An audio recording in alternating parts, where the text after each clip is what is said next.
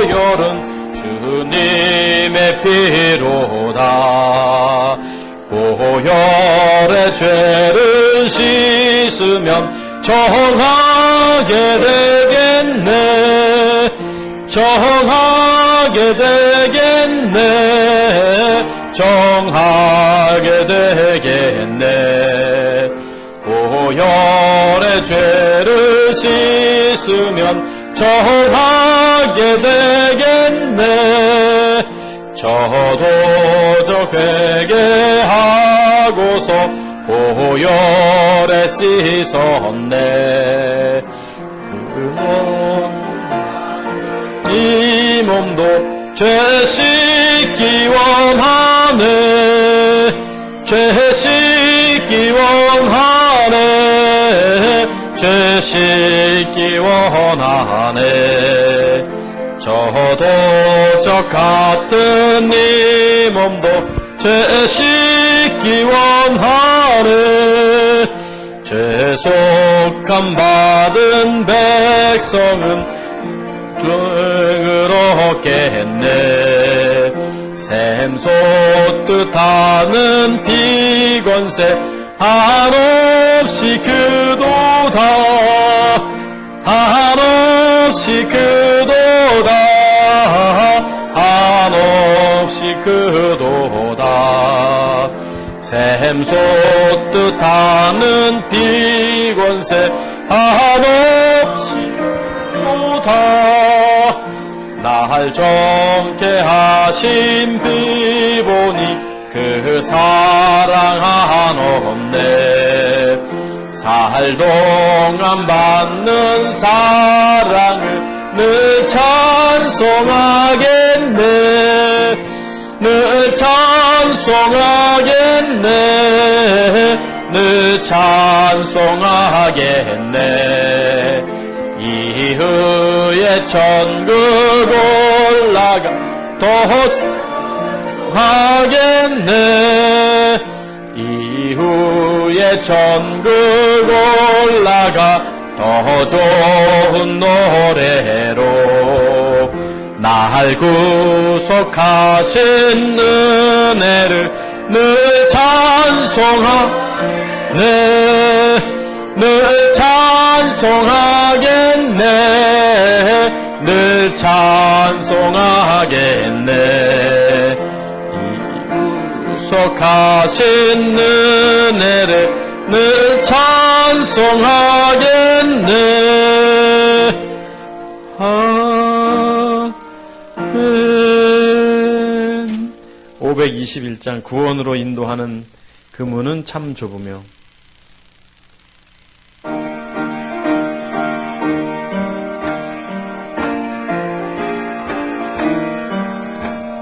구원으로 인도하는 그 문은 참 좁으며 생명으로 인도하는 그 길은 참 험하니 우리 몸에 짓있는 그 더러운 죄짐은 하나 없이 벗어놓고 힘써서 들어갑시다. 구원으로 인도하는 그 좁은 문 들어가 영생으로 인도하는 그 생명길 갑시다. 이 세상에 많은 사람 큰 문으로 들어가 넓은 길로 갈지라도 멸망으로 끝나니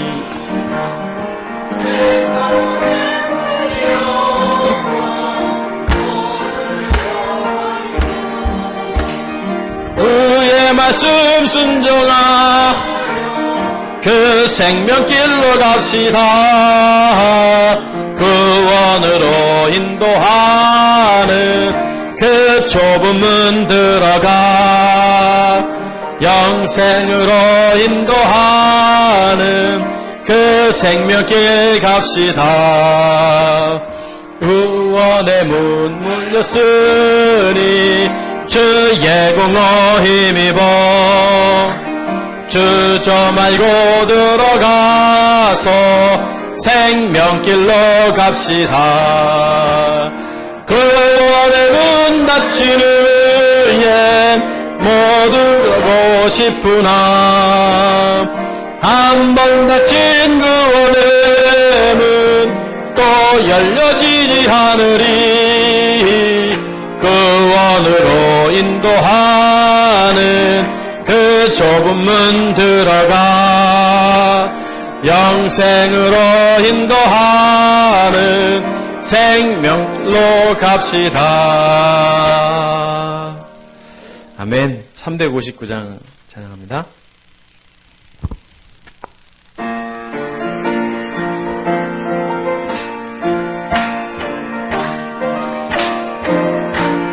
천성을 향해 가는 성도들아 앞길의 장애를 두려 말아라. 성령이 너를 인도하시리니 왜 지체를 하고 있느냐. 앞으로 천성을 향해 나가세.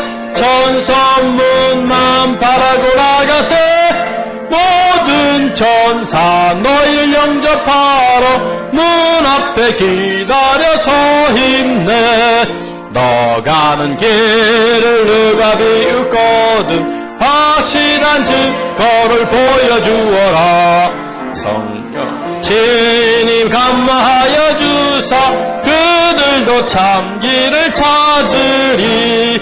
앞으로 천사 문만 바라고 나가세. 모든 천사 너희를 영접하러 문 앞에 기다려서 힘내. 너 가는 길을 모두 가기 전에 내 손에 든 검을 꽂지 말아라. 흉계 모두 깨뜨리고 끝까지 앞으로 천성을 향해 나가세. 천성문 바라고 나가세. 모든 천사 너희를 영접하러 문 앞에 기다려서 힘내. 아멘. 우리 한 장만 더 찬양하고 기도하겠습니다. 505장 온 세상 위하여.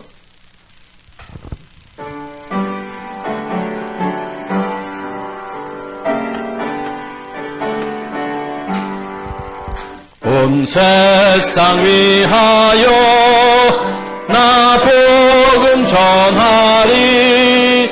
만 백성 모두 나와서 주말 들어라. 죄중에 빠져서 헤매는 자들아 주님의 음성 곧 너 구원받으라. 전하고 기도해 매일 증인 되리라. 세상 모든 사람 다 듣고 그 사랑 알고로 온 세상 위하여 이 복음 전하리. 저 죄인에게 하고서 주 예수 믿으라. 이 세상 구하려 주 돌아가신 것 나 증거하지 않으면 그 사람 모르리. 전하고 기도해 내리라.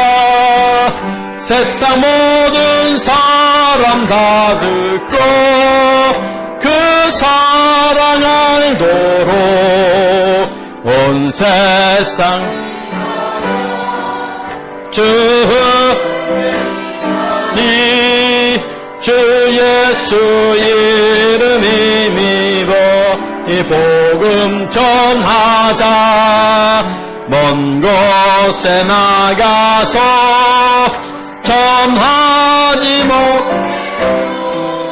나 어느 곳에 있든지 늘 기도 힘쓰기 전하고 기도해 매일 증인 되리라 세상 모든 사람들 듣고 그 사랑 알도록. 아멘. 우리 교회를 위해서 한 번만 기도하십시다. 우리 교회가 영적으로 바로 세워져서 마지막 때에 복음의 열정을 갖고 하나님의 사명을 잘 감당하는 교회가 될 수 있도록 우리 한번 합심해서 오늘 기도하는 시간을 갖도록 하겠습니다. 하나님 아버지 감사합니다. 오늘도 하나님께서 우리에게 하나님을 예배할 수 있는 건강과 믿음과 은혜를 주셔서 감사합니다. 하나님, 이 땅의 많은 교회들 속에 우리 특별히 이 성내동의 어북교회를 세워주셨는데 하나님 주의 이름으로 세워진 우리 교회가 하나님 믿음으로 더욱더 달려갈 수 있는 은혜가 있게 하시고 하나님의 은혜 가운데 우리 교회가 마지막 때에 더 많은 영혼들을 구원하는 진리의 가운데 바로 서 있는 교회로서 하나님 앞에 쓰임받을 수 있도록 하나님 역사하여 주시기를 원합니다. 너희는 먼저 그의 나라와 그 의를 구하라고 말씀하셨는데 이 땅에 세워진 교회들마다 주의 나라와 주의 의를 먼저 구하는 그런 교회들이 되어야 할 텐데 아버지 하나님 세상을 향해 달려가는 교회들이 너무나도 많습니다. 행여나 우리 어부교회가 하나님 그들과 똑같은 모습으로 세상을 향해 달려가지 않게 하시고 생명 되신 그리스도를 주님을 전하며 그리스도 예수 우리 은혜를 하나님 받은 자들로서 이 땅에서 그 주님의 그 놀라운 사랑을 전하고 복음의 열정으로 씨름할 수 있도록 우리 어부교회를 하나님 붙들어 주시기를 원합니다. 우리 모든 가족들의 마음 가운데 날마다 복음의 열정이 타오르게 하시고 그 열정으로 하나님 믿음으로 달려가는 저희 모두가 되도록 하나님 역사하여 주시기를 원합니다. 주님 오늘도 하나님 말씀하여 주시고 그 말씀에 귀 기울이는 은혜가 우리 가운데 있게 하여 주시기를 원합니다. 주님 도와주시고 인도하여 주시옵소서. 하나님 들어주시옵소서.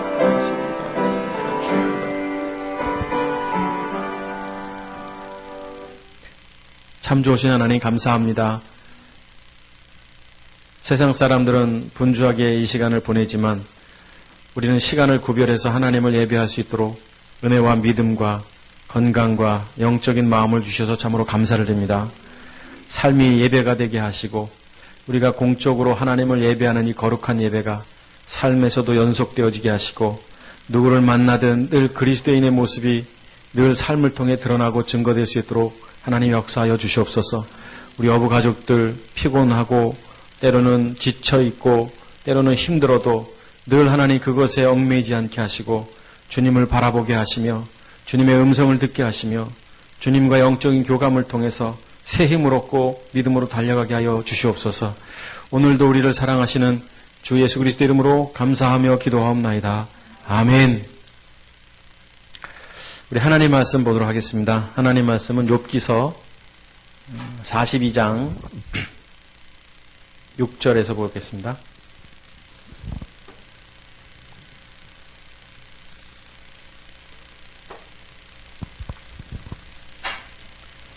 한 절만 우리 같이 한번 합독해서 읽겠습니다. 시작. 그러므로 내가 스스로 거두어 드리고 티끌과 재 가운데에서 회개하나이다. 아멘. 욥이 오늘 여기 42장에서 회개한다라고 말하고 있습니다. 근데 티끌과 재 가운데서 회개하기 전에 그 앞서 본문 속에 내가 스스로 거두어드리고 라는 표현을 합니다. 스스로 거둬들이고 회개한다 이렇게 표현하고 있는데 우리말 성경에는 지금 스스로 거둬들이고로 되어 있지만 개역 개정판이죠. 예전의 개정판에는 요 전의 개정판에는 이 거두어들이고라는 표현이 한하여 이렇게 돼 있었습니다. 한. 그러니까 한자로 보면 아마 이거겠죠. 이 한자일 겁니다. 한 할 때 그 그 한스럽다 할 때 그 한이죠. 한하고 한하여. 지금은 이제 거두어드리고 이렇게 되어 있습니다. 거두어드리고. 히브리 원문 성경에 보면 여기 한하여 그러니까 여기 거두어드리고라는 단어가 이제 마스로 되어 있더라고요. 마스. 마스. 그러니까 뭐 같은 이제 이렇게 성경마다 이렇게 표현이 됐는데, 자, 회개하기 전에 뭔가 그 앞서서 한하여 거두어드리고 마스 뭐 여기 나함인데 회개라는 단어가 회개합니다라고 이렇게 되어 있습니다. 오늘 여기 욥이 지금 쓰고 있는 이 단어 거두어드리고가 도대체 무슨 뜻이냐? 한하여라는 뜻은 또 무엇이냐? 마스라는 원문적 의미는 무슨 뜻이냐? 이 의미를 이렇게 번역했다가 이렇게 번역을 한 거죠. 지금은 거두어드리고 이렇게 표현합니다. 처음에는 저는 이 거두어드리고 말이 이해가 잘 안 돼서 오히려 이 하나고가 좀 와닿더라고요. 그리고 그래서 이 거두어드리고라는 단어를 또 의미를 생각해 보니까 또 이제 비슷한 의미지만 이제 이해가 되더라고요. 근데 오늘 욥은 지금 그렇게 표현하고 있습니다. 그래서 이제 거두어드린다라는 이 단어를 사전적 의미로 우리가 이제 사전을 찾아보면, 국어 사전을 찾아보면 거두어드린다라는 표현이 이렇게 돼 있었습니다. 자신이 한 만큼 돌려받는다, 이런 뜻이에요. 그러니까 내가 한 만큼 돌려받아서 이제 그것을 보니까 티끌과 재 가운데서 회개한다라고 지금 욥이 42장에 와서 회개하고 있습니다.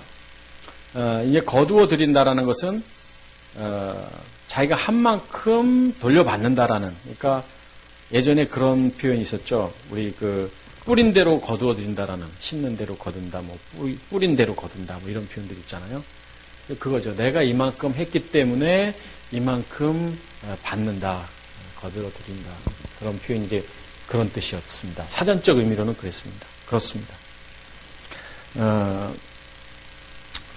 그래서 이것을 좀 쉽게 표현하면 한 만큼 이루어지는 거, 인과응보, 뭐 한자 표현으로 하면 이제 그런 표현으로 보면 인과응보 회개한다, 이렇게 직역할 수 있습니다.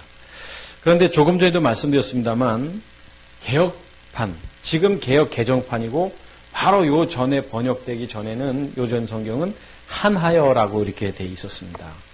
그러니까 이 한은 무슨 뜻이에요? 그러니까 사실은 이 한이 한탄하다, 이 뜻이지 않습니까? 한탄하다. 한탄하다. 또 뭐 원망하다, 뭐 이런 단어죠. 한자가. 그러니까 원망하고 또 한탄하면서 이제 내가 회개합니다, 이렇게 욥은 42장 6절을 통해서 이야기하고 있습니다. 그런데 조금 전에도 봤습니다만 마스, 원문, 히브리 원문 성경에는 하나다도 아니고 거두어들이다도 아니고 마스라는 단어가 쓰여져 있습니다. 다 의미적 뜻은 다 같아요. 마스라는 단어입니다.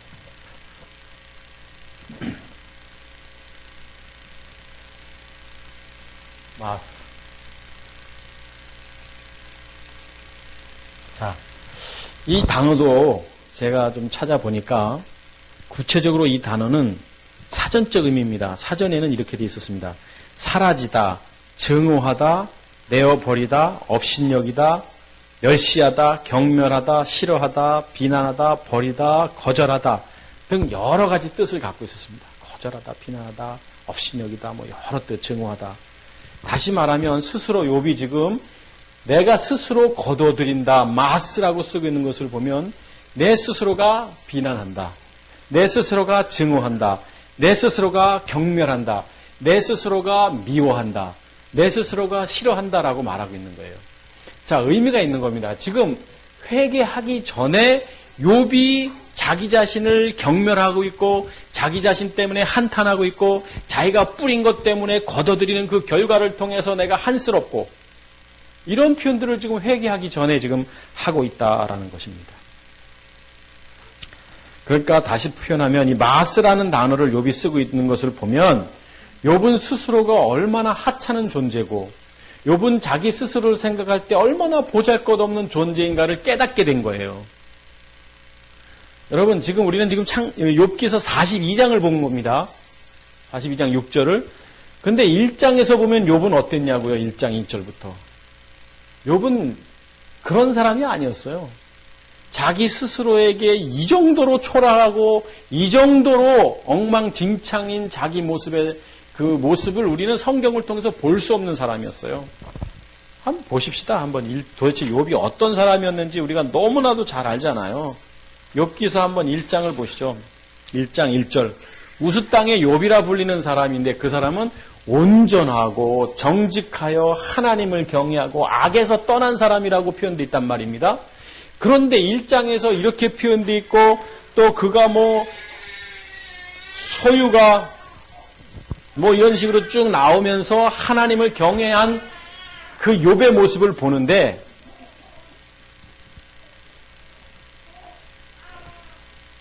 우리 건병장이 이번 주 주일날 와가지고 지율이한테 야 울지 좀 마라 가시나야 그러더니 동영상에 네 울음소리 다 들린다고 이번 주 주일날 그랬습니다.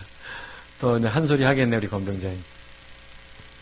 자 이제 한번 보세요. 욥기서 1장에서 욥은 이런 사람이었어요. 우리가 감히 따라갈 수 없는 온전하고 정직하고 하나님을 경외하고 악에서 떠난 사람인데 뭔 일이 있었는지 42장 마지막 결론장에 가면서 자기의 지난 세월을 돌이켜 보니까 나는 원망스러운 존재였고 나는 한탄할 수밖에 없는 존재였고 나는 초라하고 보잘것없는 존재라고 고백하고 있는 것이 도대체 우리에게 무엇을 보여주고 있느냐라는 거죠. 성경이. 자, 그런데 지금 거기까지는 그래요. 한탄할 수 있어요. 그런데 한탄한 다음에 이제 회개한다. 이렇게 성경에 기록되어 있습니다. 그러니까 욥은 거두어 드리고라는 표현을 쓰면서 자기 자신은 1장에서는 의롭고 순전하고 정직하고 하나님을 경외한 사람이었지만 오늘 여기 42장을 보면 하나님 보시기에 자기는 그런 존재가 아니다. 자기 스스로가 자기를 보니까. 그런데 성경은 어떻게 표현했어요? 정직하다, 의롭다, 완전한 사람이다, 하나님을 경외했다라고 표현하지만 그런 줄 알았죠. 이뻐 했는데 자기가 이쁜 줄 알았는데 어느 날 보니까 나는 안 이쁜 사람이네 라는 것을 알았다는 거예요. 스스로가.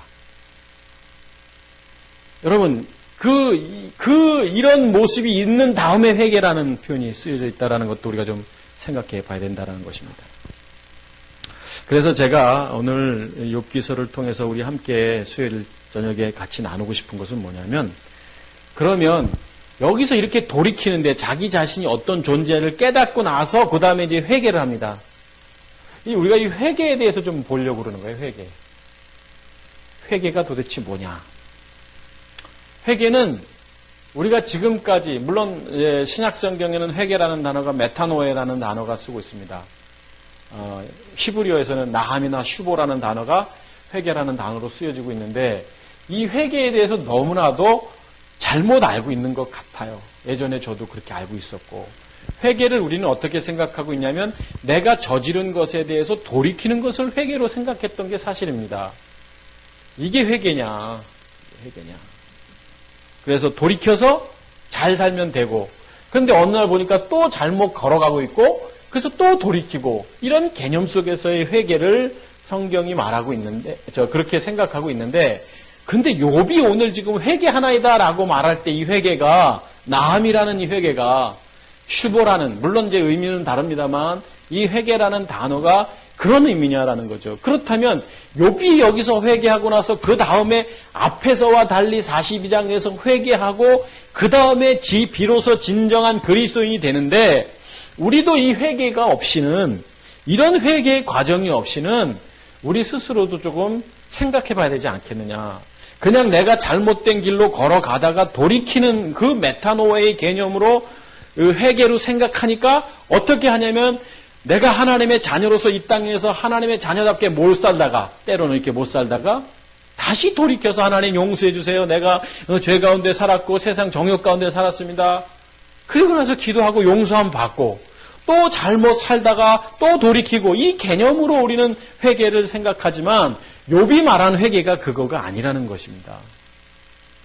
그러니까 우리가 회개를 기도할 때 이 표현도 제가 이번 주인가 지난주 주일날 아마 회개에 대한 이야기를 했죠.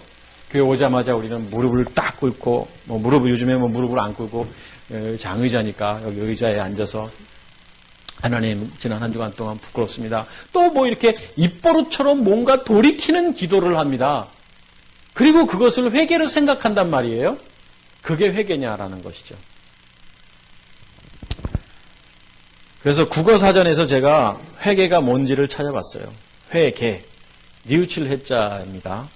그런데 결국에는 사전적 의미의 회개는 뭔가 잘못을 뉘우치고 돌이키는 것, 이것이 회개라고 사전에는 그렇게 돼 있었어요. 그런데 조금 전에도 말씀을 드렸습니다만 히브리어 성경에는 나함, 슈보라는 단어가 쓰여져 있었습니다. 슈부인데 슈부인데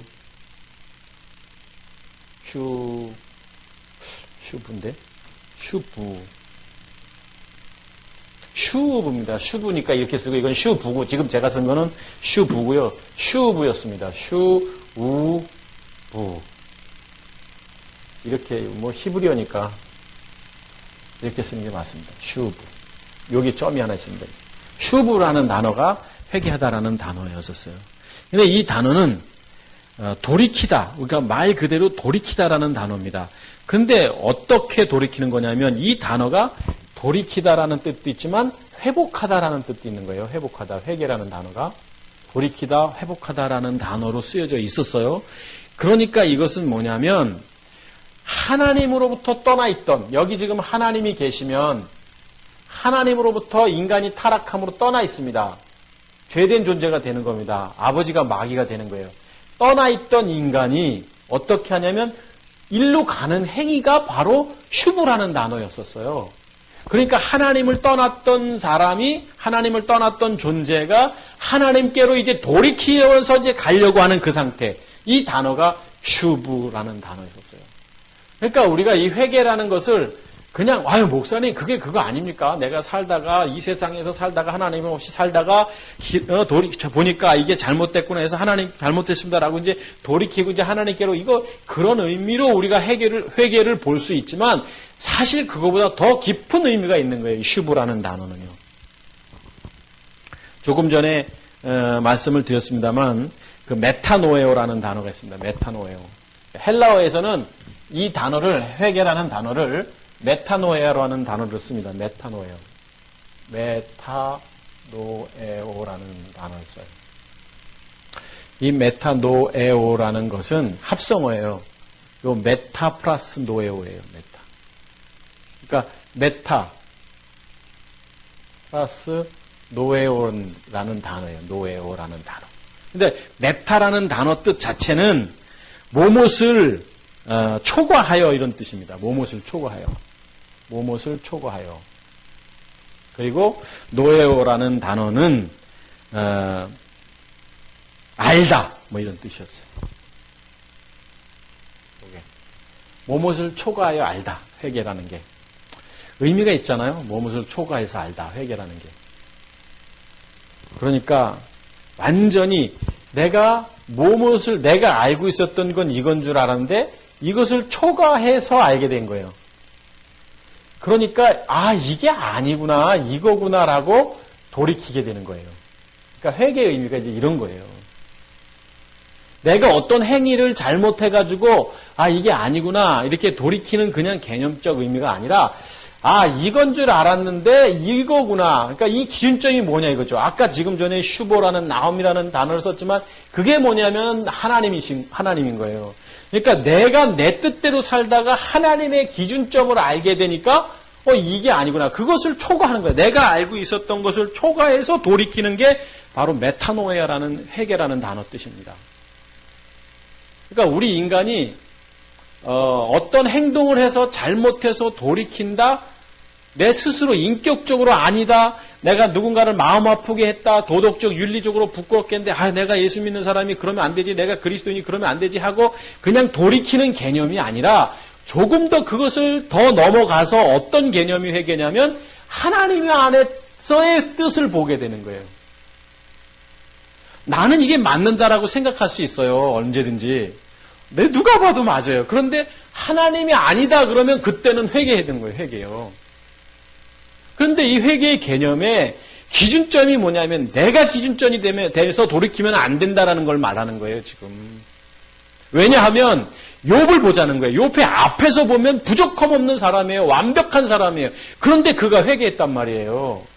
왜 회개를 해요? 하나님의 기준점에 보니까 내가 알고 있었던 기준점을 초과해서 보니까 그때서야 보이는 거예요. 이게 회개인 겁니다. 그러니까 우리가 신앙생활 하다가 나하고 안 맞는 경우가 있어요. 그렇죠? 다 안 맞는 게 정상이에요. 인간은 맞을 수가 없습니다. 제가 여기 목사고 우리 여기 집사님들이고 그렇지만 저하고 집사님들하고 맞는 게 아닌 거예요. 저는 깐깐한 사람이에요. 뭐 하나 그냥 안 넘어가는 사람이에요. 피곤한 사람이에요. 저희 아내가 더 잘 알아요. 그냥 끝까지 이거 해결될 때까지는 잠을 안 자는 사람입니다. 그러면 제가 여기서 뭐 여러분 교회도 잘 안 나오고 신앙생활도 엉망 그럼 제 기준으로 보면 닥달하든지 불러오든지 우선순위를 두고 직장을 왜 그 수요일 날 늦게까지 하냐 조퇴를 해서 와라라고 하면서까지 막 끌고 갈 만한 기본적인 성격이 그런 사람이에요. 그리고 예배가 우선이지 말이야 이렇게 할 만한 사람인데 그렇게 안 하는 이유는 뭐냐면 여러분하고 저하고 다 다른 거예요. 여기 있는 모두가 다. 그런데 나만의 가치 기준을 가지고 이 사람이 보니까 옳다. 여기 보니까 그러다가 아닌 거예요. 개념이. 누구의 개념이면 이제는 내가 내가 예전에는 그런 줄 몰랐는데 내가 하나님의 자녀가 되고 보니까 이제 기준점이 어디냐면 이것을 초과해서 하나님의 가치관으로 보니까 이 하나님의 가치관 속에 있는 이 사람이 보이는 게 아니라 이걸로 보이는 거죠. 그러니까 이 사람이 더 기도의 대상이고 이 사람에게 더 사랑의 대상이고 더 다가가야 되는 거죠. 그러니까 이런 사람은 누군가를 미워할 수도 없고 누군가를 시기할 수도 없고 이런 거죠. 그러니까 모든 기준점이 어떻게 됐냐면 이제는 하나님이 되는 거예요. 그러니까 회개에서 말하는 가장 기본적인 건 뭐냐면 이 뭔가를 초과해서 너머의 하나님을 보게 되는 그 시점이 뭐냐면 메타노에오 회개라는 거예요. 이 시점이 필요한 거예요. 그래서 마가복음 1장 15절 보십시다. 이 신앙생활 하는 데 있어서의 첫걸음 그 행보로서 중요한 단어가 바로 이 회개인데 예수님께서 이런 말씀을 하셨어요. 이게 굉장히 중요한 첫걸음인데 때가 찼고 하나님의 나라가 가까웠는데 회개하고 복음을 믿으라 이렇게 말하고 있는 거예요. 자, 예수님께서 이제 나라가 가까웠으니 때가 됐어요. 그래서 외쳤던 게 뭐냐면 복음을 믿으라라고 말씀하시지 않았다는데 우리는 생각 한번 해보자는 거예요. 예수님께서 때가 차서 사람들한테 얘들아 복음을 믿으라. 얘들아 이제 나를 믿으라. 하나님을 믿으라. 뭐 얼마든지 그렇게 말할 수 있지만 그 앞에 메타노에오라는 단어를 왜 썼겠느냐라는 거죠. 왜 썼겠느냐. 그러면 이 회개가 뭐냐면 아까 조금 전에 한 대로 뭔가를 넘어서서 나의 기준을 넘어서서 어떤 관점에 보니까 이게 잘못된 걸 알았다는 게 회개라는 단어입니다. 메타노에오라는 단어. 그러니까 그 과정이 없으면 이 복음을 믿을 수가 없는 겁니다. 우리는요. 제가 기도원에 갔다가 20일 금식을 하고 정말 영적인 체험을 했어요. 말할 수 없는. 그러니까 아주 오랜만에 그런 걸 체험한 거예요. 신학교 갈 때 말고. 그러니까 한 2년도, 그러니까 82년도에 감난산 기도원에서 처음으로 환상을 받고 이제 3년 전에 이제 환상을 본 거예요. 목사지만 제 자신이 목사지만 환상을 보고 기도하고 뭐 그렇지는 않았어요. 그냥 물론 이제 중간중간에 우리 이제 축사 사역도 했고 또 귀신 들린 교우들이 있어서 그냥 기도하라고 거기 가서 귀신도 쫓아내고 이러기는 했었습니다만 그냥 뚜렷하게 환상이 보여지고 하나님의 음성이 이렇게 직접 들린 거거든요. 들리고 또 꿈을 통해서 이 세 가지가 이렇게 연결된 경우가 별로 없었어요. 제가 목회하면서 살아가는 데 있어서. 그런데 이제 그때 20일 금식하는 17일인지 18일째인지 하여튼 간에 그때에 거룩하지 않은 제 모습 때문에 하나님 앞에 돌이켰을 때에 정말 제가 깊은 회개를 했습니다. 깊은 회개. 하나님의 자녀라고 말하고 목사라고 말하고 나름대로 정말 주님 안에서 씨름한다고 했던 제 자신이 하나님의 기준에 보니까 내가 너무 아닌 삶을 살아온 거예요. 그래서 돌이켜서 제가 사람이 바뀌기 시작했습니다. 그래서 제가 이런 시각으로 사람을 보고 교회를 보고 또 이렇게 보니까 다 이러고 있는 나의 모습과 똑같은 거예요. 모두가 다. 심지어 저희 아내도 그렇고 우리 교우들도 그렇고. 그래서 제가 3개월 내내 이러면 안 됩니다. 회개하십시오. 돌이킵시오. 이 설교만 3개월을 새벽이고 금요일이고 수요일이고 주일이고 제자훈련 때고 맨날 이렇게 얘기하다가 도저히 안 돼서 물론 이제 다시 목회를 했지만 그런데 제가 이 말을 할 때 다시 시작하고 나서 아파트에서 예배 드리면서 저희 아내한테 한 말이에요. 여보, 당신 깊은 회개가 없었다. 저희 아내가 기분 나쁘죠. 왜냐하면 저희 아내는 저보다 더 깨끗한 사람이거든요. 윤리적으로, 도덕적으로 훨씬 저보다 나은 사람이거든요. 근데 좀 은혜 좀 받았다고 목사가 기도원에 가서 좀 영적 체험했다고 말이지 뭐 깊은 회개가 없다고 이러니 저희 아내가 기분이 좋겠습니까? 기분 나쁘죠. 안 받아들이더라고요. 그런데 어느 날 둘이 대화하는데 저희 아내가 갑자기 뭐 여기 앞에 있어서 좀 미안하지만 엉엉 우는 거였어요. 아파트에서 둘이 있다. 그리고 이게 뭔지를 알겠다고 말을 하더라고요. 저도 기뻤지만 여러분 우리가 복음을 믿으려면 이 영적인 깊은 회개가 없이는 메타노에가 없이는 복음을 믿을 수가 없는 겁니다. 침례 요한은 이 땅에서 회개만을 촉구했어요. 복음을 모르니까 그 사람은. 그런데 예수님이 오시고 나서 하신 전파가 뭐였냐면 복음을 믿으라라고 전파하시기 전에 이 메타노에라는 회개라는 말을 하고 있다라는 것입니다. 다시 말하면 하나여 거두어드리고 그 다음에 뭔가를 넘어서서라는 회개의 단어를 좀 종합적으로 생각해 보면 나라는 존재는 도대체 안 되는 존재구나. 나는 아무것도 아니구나. 하나님의 가치 기준에 보면 나는 정말로 요만한 것도 안 되는 존재구나는 인식이 없이는 복음이 올 수가 없는 겁니다, 여러분. 그래서 제가 맨날 말하는 거예요. 인간 본질 자체가 악하다라는 말을 제가 하는 게 악한 존재가 뭘 믿고 자시고 할 수가 없는 겁니다. 그래서 자기를 알아야 되는 거예요. 이 첫 단계가. 어제도 사실은 어느 목사님 부부하고 만나서 우리 지방의 목사님하고 늦은 밤까지 어제도 뭐 한 1시, 2시까지 이 얘기 한 거예요. 제가 이 얘기. 이해를 잘 못하시길래 물론 후배니까 편하게 누구한테 제가 잘 얘기 안 하지만 지방의 목사님들한테 잘 얘기 안 하지만 어제는 제가 아끼는 후배고 그래서 밤새 목사님들이 뭐 모르겠어요 이거를. 근데 자기가 알고 있는 것에 대한 이야기를 하길래 의견을 존중하면서 이야기를 했죠. 근데 복음 안에 다 있다라고 말하면 안 되는 거예요. 이 안에 회개, 뭐 거듭남, 뭐 아닌 거예요. 이 앞에 회개라는 게 내가 얼마나 초라한 존재인가가 인식되지 않는 사람은 복음이 안 들어오게 돼 있습니다, 여러분. 인간이 그 루하흐가 떠난 상태, 리빙 소울, 그러니까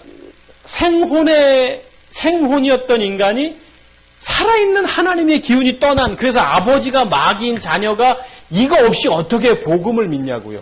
그건 안 되는 거거든요. 믿고 싶어도 믿고 싶은데도 안 되는 건데, 그래서 예수님께서 사람들에게 회개하고 그 다음에 복음을 믿으라, 이렇게 말한 의미가 있는 겁니다.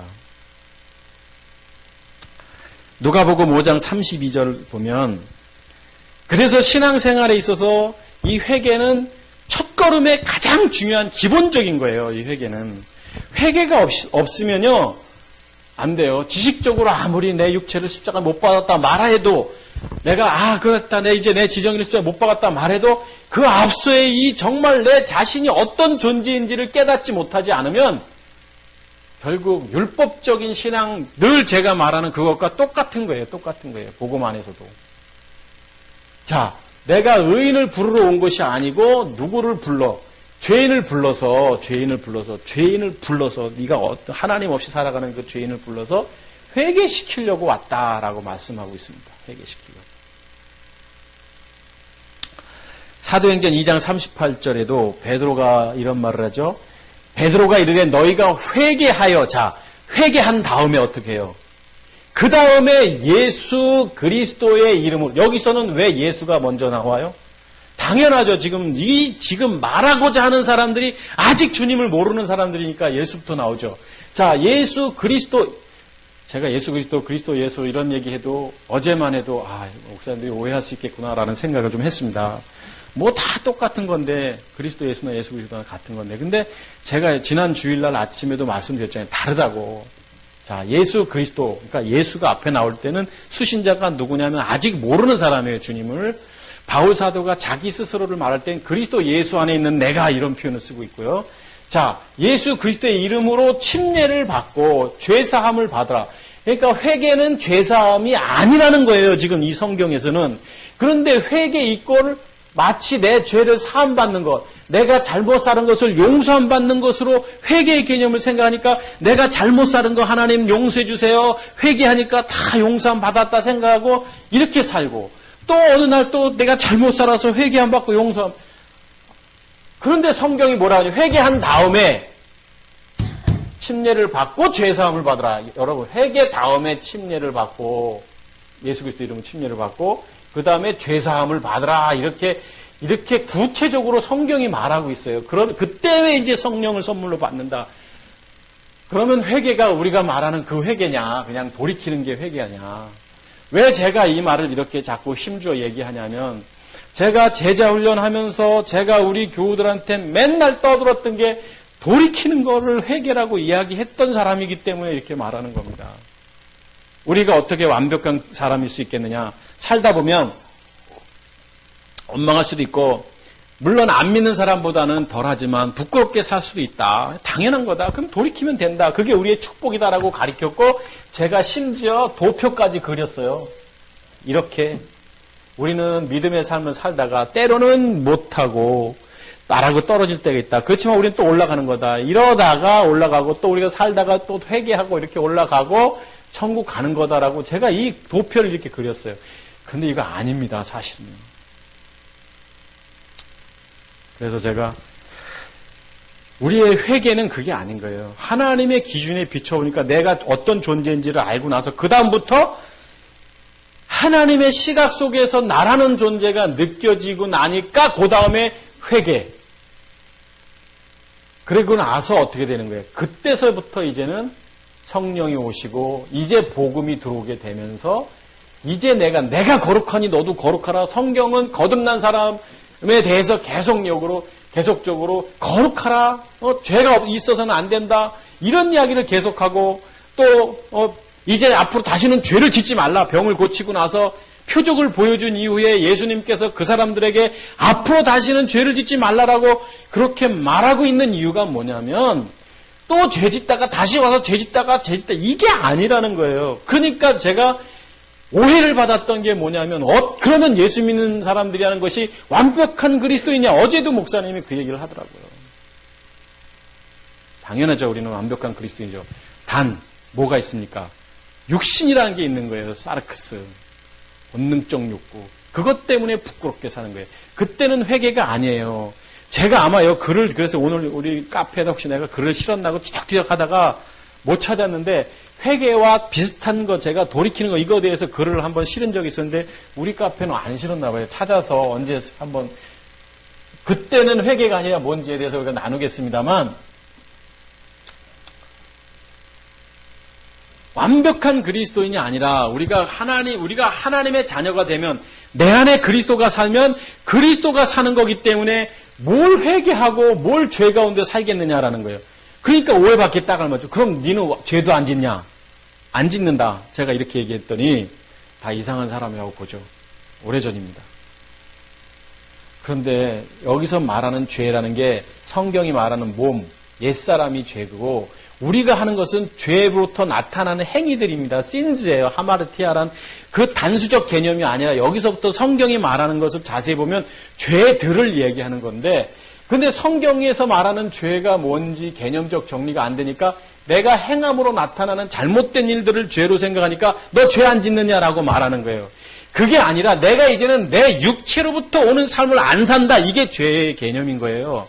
죄를 안 짓는다. 그것은 뭐냐면 이제는 옛사람이고 사망의 몸인 죄의 몸 속에서 사는 게 아니라 이제는 주님 뜻 가운데 산다라는 거예요. 주님 뜻 가운데. 그런데 주님 뜻 가운데 살려고 하는데 아직도 육신이라는 게 있습니다. 그래서 로마서 7장과 8장 요 부분을 여기서 다 막히는 거예요. 목사님들이. 이 8장이 해석이 안 되는 거예요. 예전에 저도 그랬고. 그런데 어제도 이 얘기를 하시더라고. 그 젊은 목사님. 그래서 제가 쭉 풀어줬죠. 당신은 이해되냐고. 자기는 이해하는데 많은 목사님들이 이해 못하지 않냐 어쩌고저쩌고 그랬는데 내가 볼 때는 그분도 잘 이해 못하는 것 같았어요. 뭐 지금 곁길로 나가지만 죄송합니다. 오늘 이 얘기. 그러니까 회개의 개념을 우리가 그냥 이렇게 예수님 믿고 또 믿음의 사람이 돼서 이 땅에서 그렇게 믿음대로 살려고 하다가 또 환경적으로 또 인간관계로부터 또 부끄럽게 살 때 그냥 돌이켜서 주님 앞에 와서 하나님 용서해 주세요라는 개념의 회개가 아니라는 거예요. 회개하고 복음을 믿으라. 내가 회개시키려고 왔다. 그거 시키려고 오셨을까요? 그거 잘 살다가 이거 잘못 살면 돌이키게 하려고 주님이 오셨을까요? 그거 아니거든요, 사실은. 그러니까 우리가 이 회개를 마치 그 죄의 자백, 내가 하나님 이렇게 살았는데 용서해 주세요라는 그 개념이 아닌 거예요. 우리는 그런 짓을 해서는 안 되는 거예요. 죄의 몸으로부터 오는 사망의 몸, 옛사람으로부터 오는 그런 일들을 행하면 안 되는 거예요. 왜요? 내가 이제 죽고 내 안에 그리스도가 살기 때문에 그렇게 살면 안 되는 거예요. 이 말을 해도 오해받기 딱 맞죠. 목사님 마치 연지현 목사는 마치 완벽한 사람처럼. 근데 성경이 말하고 있습니다. 성경이요. 그래서 우리가 영이 맑아야 되고 늘 24시간 영적인 모습으로 살아야 되는 거예요. 그렇지 않으면 사탄이 우는 사자같이 두루 삼킬자를 찾는데 가만 놔두겠냐고요. 그래서 내가 속사람 겉사람이 충돌을 일으키는 8장, 7장과 8장의 그 개념이 로마서 거기서 오는 거예요. 결국에는 아직도 나는 십자가를 날마다 져야 하는 이 사르크스라는 육신적 개념에서 날마다 씨름하며 사는 거거든요. 자, 이때 육신이 잘못됐을 때 돌이키는 회개, 그것도 회개라고 표현하는데 다음 주나 뭐 기회가 되면은 그때 회개는 어떤 회개인지 이렇게 같이 보도록 하겠습니다. 자, 회개는 결국 내가 죄를 인식하고 고백하는 단계에 머무르는 것이 아니라 완벽하게 이전 시점으로 돌아가는 거예요. 나라는 존재가 어떤 존재인지를 하나님의 시각에서 보니까 이제는 이 시점으로 돌아가는 그 전초점인 거예요.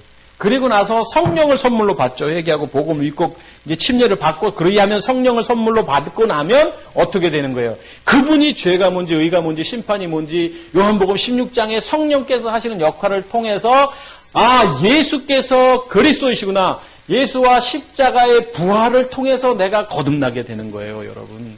그러면 이때 이렇게 들어가기 위해서 오는 게 회개라는 거예요. 그냥 내가 잘못 살아서 돌이키는 회개 개념이 아니라 가장 신앙생활에 내가 주님을 만나는 데 있어서 가장 전환점의 첫 출발이 뭐냐면 메타노에오라는 회개라는 겁니다. 이거 없이는요, 아닙니다. 절대 아닙니다. 죄의 자백 개념이 아닌 거예요. 다시는 일로 안 돌아가는 거예요, 여러분. 여러분 한번 상식적으로 한번 생각해 보십시다. 분유를 지율이가 맨날 사서 먹는 분유가 있었는데 방송에 나왔어요. 맨날 먹는 A라는 분유라고 한번 가정해 보십시다. 근데 그 분유가 보니까 인간이 먹어서는 안 되는 막 발암 물질이 들어가 있는 뭐 여러 가지를 혼합해서 섞은 그 분유다라고 이게 방송에서 나고 이제 세계적으로 막 한국이 맞아 그랬다라고 한번 해보십시다. 그럼 이제 이걸 안 먹고 이제 다른 걸 바꾸겠죠? 그럼 이거는요. 이 회사에서 우리는 이제 새로운 걸 만들었습니다라고 해도 이거 먹을까요? 안 먹습니다. 일로 안 돌아가게 돼 있는 거예요. 그러니까 여기 지금 메타노에오라는 나함, 슈보라는 이 회개라는 개념적 의미가 어떤 거냐면 다시는 돌아가지 않는 거예요. 여기서 다시는 하나님을 알고 났더니 일로 돌아가지 않는 거예요. 요 단계가 이제 그리고 나니까 그리스도의 이름으로 침례함을 받고 그 이후에 죄사함을 받고 그 이후에 성령을 통해서 죄의 심판을 알게 되고 십자가의 죽음과 부활 복음을 알게 되는 거예요. 여기 지금 성경이 말하고 있는 겁니다. 제가 말하고 있는 게 아니라 그 예수님을 그 스승이었던 예수님을 저주하고 배반했던 제자 그가 자기 자신이 영적인 체험을 하고 나서 돌이키고 나서 회개하고 엉엉 그 뜰 밖에 가서 엉엉 우는 그 시점에 그 고백이 있고 나서 사도행전에 보면 5,000명이 역사하고 뭐 이런 걸 보면 그 회개했던 시점과 요 기간이 짧은데 많은 사람들이 이 베드로가 한 말을 믿겠냐고요. 저 같아도 안 믿어요. 저 자식 죄송합니다. 저 사람 저거 자기 스승도 배반했던 누구다라고 하는데 이 수만 명이 그 앞에 가겠습니까? 그런데 성경엔 기록되어 있지 않았지만 이 베드로가 여기서 어느 시점에서 회개의 역사가 있었고 성령을 만났고 정말 주님의 그 기쁜 은혜를 체험하고 나서 본질적으로 바뀌고 나니까 사람들이 모였고 그가 하는 설교를 통해서 뒤집어지고 기적이 일어나고 5,000명이 침례를 받는 역사가 일어나는 거지. 인간적으로 한번 찍힌 소문이 다 안 났겠어요? 그런데 그것이 성경에 기록 안 됐다고 해가지고. 그런데 여기 보세요. 여기 지금 자기가 경험했던 것들을 오늘 사도행전 2장 38절을 통해서 베드로가 말하고 있습니다. 회개가 그 단순한 돌이키고 내가 잘못 살아서 믿음을 가진 사람이 믿음답게 살아야 되는데 잘못 살아서 하나님 용서해 주십시오라고 돌이키고 용서받았다는 증거를 어떻게 우리가 얻겠어요? 자기 위안이지. 하나님 용서도 안 했는데 내가 눈물 좀 흘렸고 긴 시간 내가 이 성전에서 오랜 시간 내가 엎드렸기 때문에 용서함 받았다라고 착각하는 거일 수 있다는 거 아니겠어요? 꼭 여기 와야 되는 게 아니라 그 순간 내가 돌이켜야 되죠. 그 순간. 영이 있는 사람은요. 영으로 깨닫게 해주신다고요. 내 안에 영이 있기 때문에. 그러면 그때 깨닫게 해주시오. 너 그거 아니지 않느냐. 그러면 그때는 이제 돌이키는 거죠. 돌이키는 거. 그러니까 성경에서 욥이 회개했다. 회개했다라는 것은 완전히 이제 바뀌는 거예요. 존재 자체가. 그래서 고린도후서 7장 10절 한번 보시죠. 그러니까 욥은 이제 더 이상 예전 과거의 욥이 아니라 완벽한 욥이 되는 거예요. 42장에서 이 회개를 거치고 나서는. 그 전에는 보면 완벽하게 눈에 보기에는 좋은 사람이었는데 하나님의 기준에는 아니었고 그가 회개했고 그리고 나서 이제 다시 완전한 사람으로 보여지는데 고린도후서 7장 10절에 보니까 하나님의 뜻대로 하는 근심은 후회할 것이 없는 구원에 이르게 하는 여기 회개를 이루는 것이다. 회개를 이루는 것이다. 하나님의 뜻대로 이렇게 하는 어려운 단어지만 어쨌든 구원에 이르게 하는 회개. 구원에 이르게 하는 회개. 구원에 이르게 하는 회개. 돌이키고 그냥 자백하는 회개가 아니라 구원에 이르게 하는 메타노예요. 욥은 구원에 이르게 하는 그 나함, 추보를 한 거예요. 회개한 거예요. 다시 말하면 조금 전에도 봤습니다만 죄인을 불러서 그 사람이 어떤 존재인지를 알려준 다음에 깨닫게 하고 돌이키게 하는 거예요. 돌이키게. 그러니까 인간이라는 존재가 스스로가 내가 어떤 존재인지 모릅니다. 우리가 전도해보면 알지만 그 사람 처음에 만나자마자 교회를 안 다니는 사람한테 이 사람아 회개하라 막 이래보죠. 기분 나빠서 교회 안 나와요. 근데 이 사람이 어쨌든 한번 교회 나가보자 해서 교회 나왔어요. 그러면 교회 나왔으면 이 사람이 인간이 어떤 존재인지를 알아야 되는 거예요. 인간은 본질적으로 악한 존재였는데 하나님을 떠난 존재였는데 이걸 알게 하는 게 뭐냐면 그게 회개라는 거예요. 그 다음에 뭐예요? 복음. 그런 인간이 돌이키게 되니까 이게 알게 되니까 이제 예수님을 만나야 되고 예수님을 믿어야 되고 이제 더 나아가 성령을 통해서 부활의 주님을 내 안에 모시는 거 이런 것이 복음이거든요. 이게. 근데 여기 회개하고 복음이다. 오늘 욥이 그것을 우리에게 보여주고 있는 거예요. 그래서 참다운 회개, 제가 그래서 깊은 회개라고 아까 표현했지만 이 참다운 회개, 깊은 회개가 반드시 있어야 되는 거예요. 이거 없이는 안 되는 겁니다. 그런데 오늘날 이 비중을 여기에 두지 않습니다. 한 교회가. 이 참다운 깊은 회개. 그래서 죄송스럽습니다만 저도 목사입니다만 많은 목회자들이 믿음을 강조하고 당연하죠. 은혜를 강조하고 좋습니다. 이건 나쁜 거 아닙니다. 그러나 정말 우리의 죄를 회개하는 이 회개에 대해서 우리는 너무 지금 떠나가 있어요. 왜? 이거 얘기하면 싫어하거든요. 회개하라 그러면 교우들이 좋아하겠습니까? 싫죠. 제가 맨날 십자가에 못 박으라고 하는 게 그거 아니겠습니까? 회개하고 때가 찼고 하나님의 나라가 가까웠으니 회개하고 복음을 믿으라 이렇게 되어 있습니다. 그래서 좀 성경이 여러 구절이지만 한번 그래도 막 찾아보겠습니다. 성경이 말하는 이 믿음 있죠. 이 믿음에는 한 가지가 아니라 여러 가지 믿음이 성경에 기록되어 있습니다. 근데 구원에 이르게 하는 믿음, 이게 정말 필요한 거예요. 구원에 이르게 하는 회개, 이게 이루어져야, 이 회개가 돼야 복음을 알게 되고 정말 거듭나게 되는 건데, 한번 성경 한번 간단하게 찾아보겠습니다. 마태복음 15장 28절 보면요.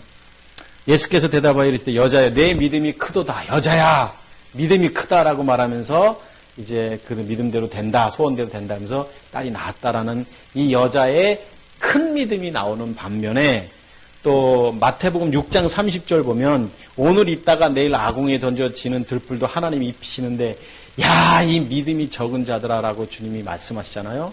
그때 이 믿음이 적은 믿음도 있어요. 큰 믿음이 있는가 하면 적은 믿음도 있다라는 거예요.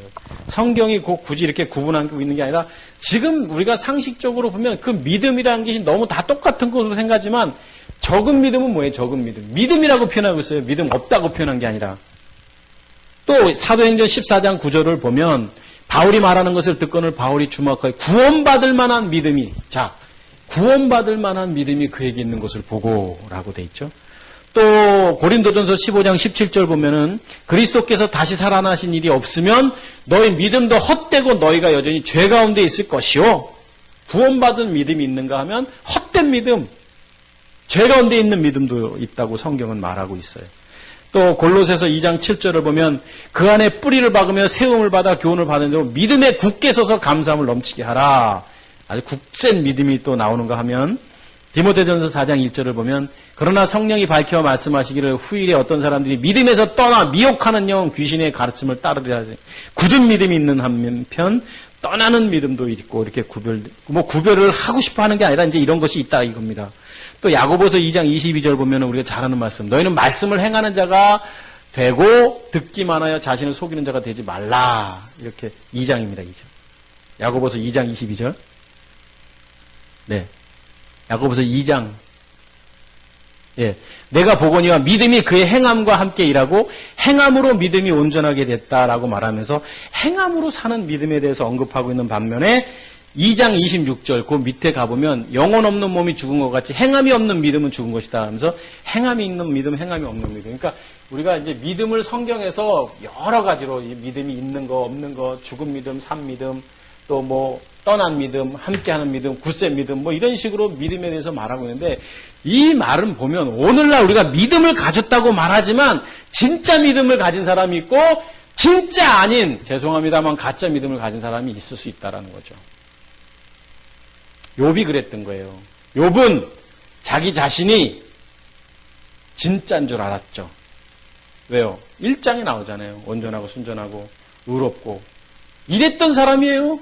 그러니까 아무리 친구들이 뭐라고 그래도 사탄이 와서 그 말해도 주는 이도 하나님이시고 거두시는 하나님, 믿음 있는 것처럼 고백하지만 조금 있다 돌이켜 보니까 자기의 난 날을 저주하고 그러니까 태어난 날을 저주하고 하나님 없이 그런 함부로 할 수 없는 언어 표현들을 쓰고 있는 욥을 보면서 그 쓴 속에 있는 그게 다 나오잖아요.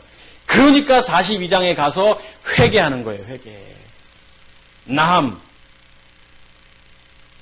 이 기준으로 봤을 때 자기는 그런 줄 알았어요. 그런데 하나님의 기준으로 보니까 여기서 나오게 되는 겁니다. 이때 욥이 회개하고 그때 이렇게 쓰여져 있는 거예요. 티클과 제 가운데, 그러니까 티클과 제 가운데서 회개하나이다.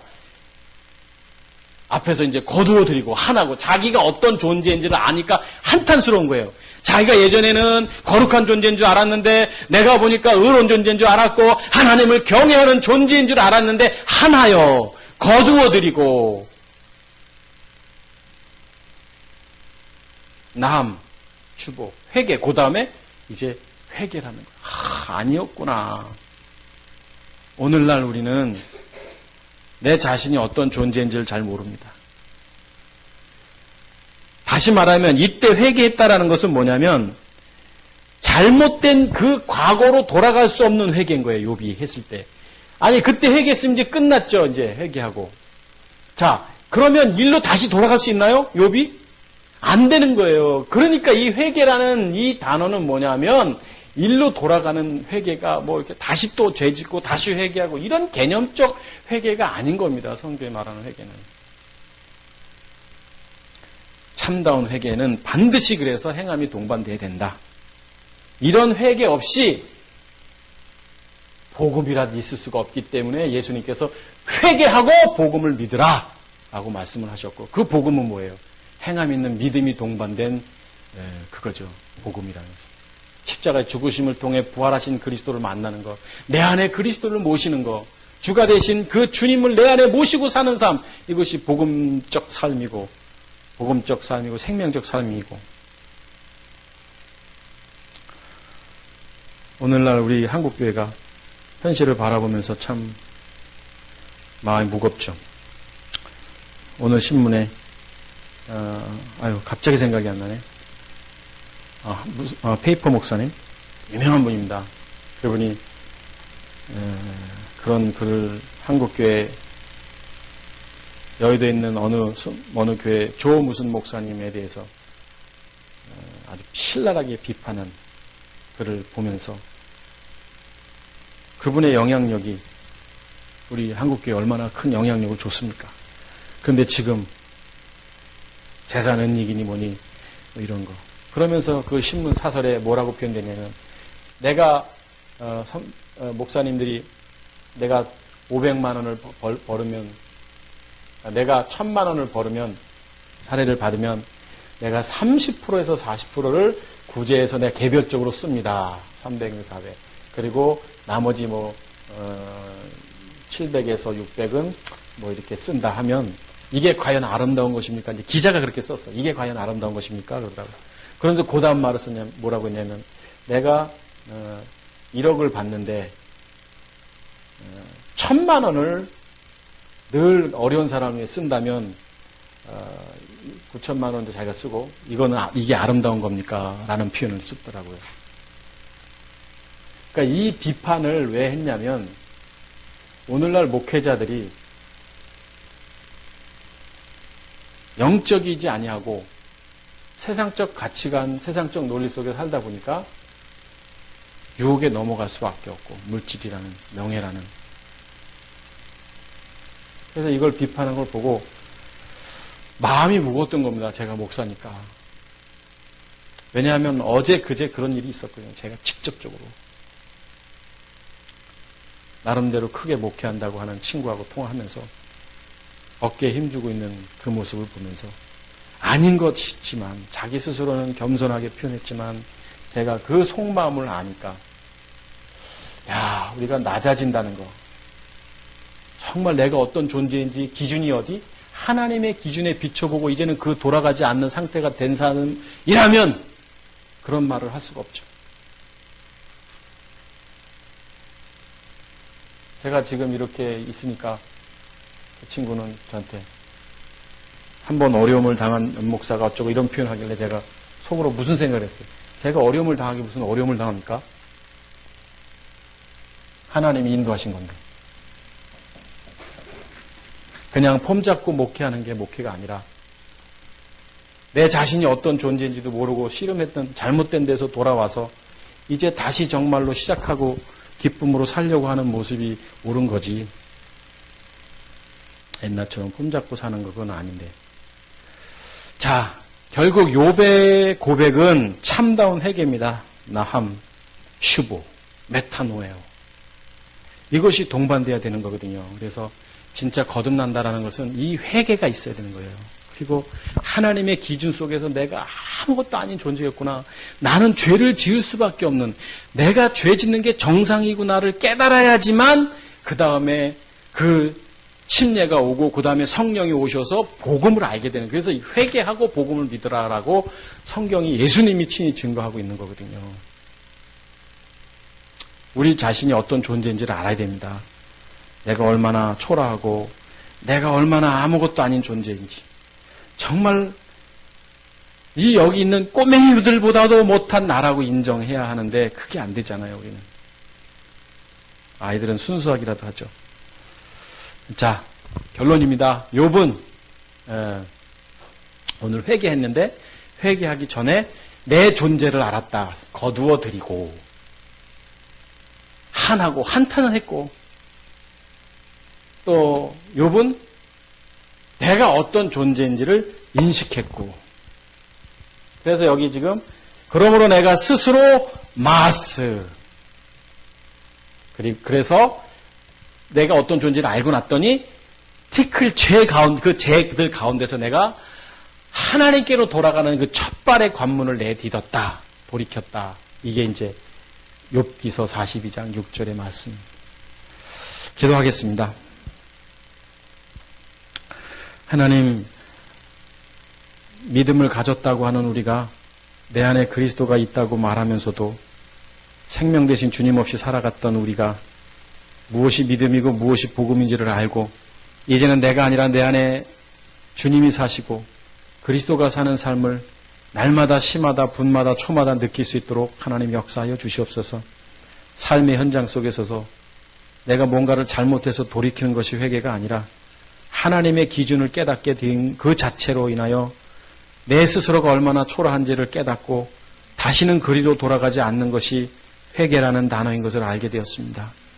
이런 참된 회개를 통해서 정말 주님께 돌아가고, 또 이제는 그 주님 안에서 살고 다시는 죄 가운데 사는, 그 죄의 몸, 사망의 몸, 옛사람 가운데 사는 자들이 아니라 늘 주님의 은혜로 살고 주님과 더불어 동행하며 믿음으로 사는 우리 모두가 되도록 하나님 역사하여 주시옵소서. 우리 어부 가족들, 어린 영혼에서부터 우리 노년에 이르기까지 모두가 다 참다운 회개를 통해 주님을 만나고 그 만난 주님의 은혜로 살아갈 수 있도록 주님 역사하여 주시옵소서. 오늘도 우리를 사랑하시는 주가 되신 예수 그리스도 이름으로 축복하고 기도하옵나이다. 아멘.